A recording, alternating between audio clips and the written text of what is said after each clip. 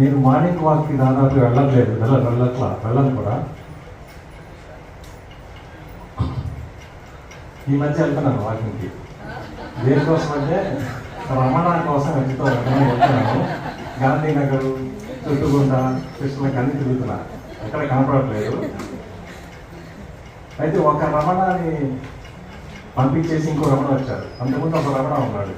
రమణ వ్యత్యాస mind person వేళ చెప్తేనా ఆ కొన్నాడు ఆ రమణ అయ్యాడు.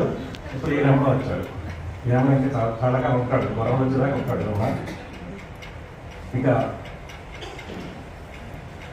ఇందాక ఇదిగో చదువు తెల్లవారుజాము మా మేడం కార్లో వచ్చాను. ఆ బ్యాగ్ సర్దుకుని వస్తుంటే అతను మా మిస్సెస్ ఎప్పుడు బ్యాగ్ సర్దుకున్నా అన్ని సర్దుకున్నా అడిగేది. అడగలా దీనికే కదా తెలిసాను. కలిసి చదివించాను, నేను 3 నెలల క్రితం కలిసి చదివించాను. అప్పటి నుంచి అడగట్లాగా. ఇంకా ఈ సర్దుకున్న కథ రాసిన ప్రభాకర్ జీని గారికి శుభాకాంక్షలు. విహారి గారి లాంటి పెద్దలు చెప్పారు కథ.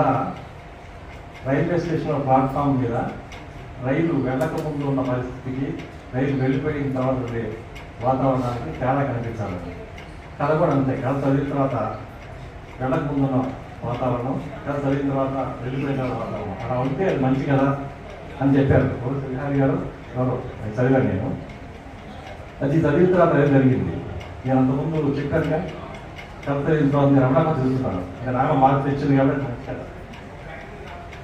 ఈ పుస్తక మొదట్లో కూడా ప్రభాకర్ వేణి గారిని నిలబడించారు. రమణ వేణి గారు అర్ధరాత్రి రాస్తారు కథలు, అది ఆయన సక్సెస్.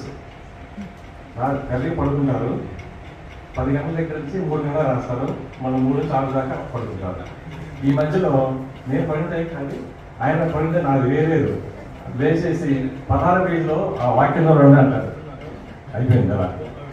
ఆ విధంగా 15 రోజులుగా ఈ పుస్తకాన్ని నిర్వహించడం చాలా కష్టపడ్డాం. అయినప్పటికీ పుస్తకం బాగా వచ్చింది.